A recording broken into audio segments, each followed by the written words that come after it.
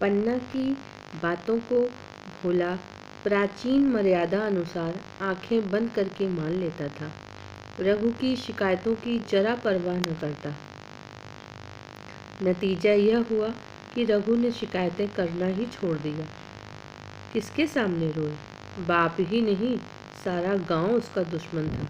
बड़ा जिद्दी लड़का है। पन्ना को तो कुछ समझता ही नहीं। बेचारी उसका दुलार करती है, खिलाती पिलाती है। यह उसी का फल है। दूसरी औरत होती तो निभाह न होता। वह करो तो कहो, पन्ना इतनी सीधी साधी है कि निभाह होता जाता है। सबल की शिकायतें सब सुनते हैं, निर्बल की फरियाद भी कोई नहीं सुनता। रघु का हृदय माँ की ओर से दिन दिन फटता जाता, यहाँ तक कि 8 साल गुजर गए और एक दिन भोला के नाम भी मृत्यु का संदेश आ पहुँचा। पन्ना के 4 बच्चे थे, 3 बेटे और 1 बेटी। इतना बड़ा खर्च और कमाने वाला कोई नहीं।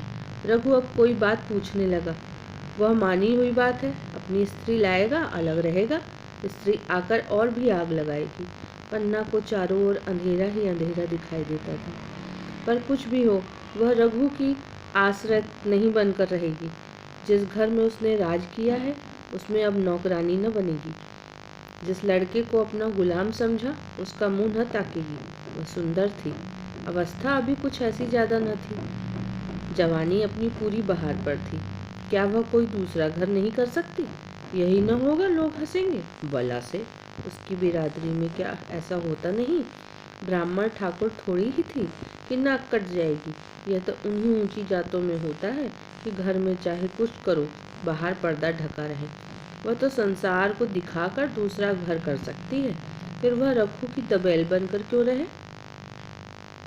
भोला को मरे 1 महीना गुजर चुका था। संध्या हो गई। पन्ना इसी चिंता में पड़ गई थी कि सहसा उसे ख्याल आया कि लड़के घर में नहीं हैं। वह बैलों को लौटाने की बेला है, कहीं कोई लड़का उनके नीचे ना आ जाए। अब द्वार पर कौन है जो उनकी देखभाल करेगा? रघु को मेरे लड़के फूटी आंखों नहीं भाते, कभी हंसकर नहीं बोलता। घर से बाहर निकली तो देखा रघु सामने झोंपड़े में बैठा ऊख की गंडेरियां बना रहा है। लड़के उसे घेरे खड़े हैं। छोटी लड़की उसकी गर्दन में हाथ डाले उसकी पीठ पर सवार होने की चेष्टा कर रही है।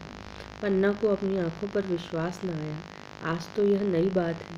शायद दुनिया को दिखाता है कि मैं अपने भाइयों को कितना चाहता हूँ और मन में छुरी रखी हुई है। घात मिले तो जान ही ले लो। काला सांप है, काला सांप, कठोर स्वर में बोली। तुम सब के सब यहाँ क्या करते हो? घर में आओ, सांझ की बेला है, गोरू आते होंगे। रघु ने विनीत नेत्रों से देखकर कहा, मैं तो हूँ ही काकी, डर किस बात का है? बड़ा लड़का केदार बोला, काकी, रघु दादा ने हमारे लिए 2 गाड़ियाँ बना दी हैं। यह देख, एक पर हम और खुन्नू बैठेंगे, दूसरी पर लक्ष्मण और झुनिया। दादा दोनों गाड़ियाँ खींचेंगे। यह कहकर वह कोने से 2 छोटी छोटी गाड़ियाँ निकाल लाया। 4 पहिए लगे थे। बैठने के लिए तख्ते और रोक के लिए दोनों तरफ बाजू थे। पन्ना ने आश्चर्य से पूछा, ये गाड़ियाँ किसने बनाई?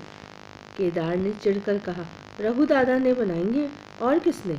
भगत के घर से वसूला और रुखानी मांग लाए और चटपट बना दी। खूब दौड़ती हैं काकी। बैठ खुन्नू, मैं खींचूं?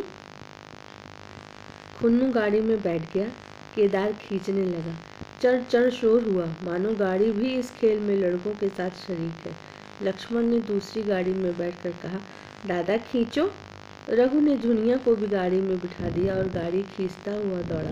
तीनों लड़के तालियां बजाने लगे। पन्ना चकित नेत्रों से यह दृश्य देख रही थी और सोच रही थी कि वही रघु है या कोई और। नमस्कार।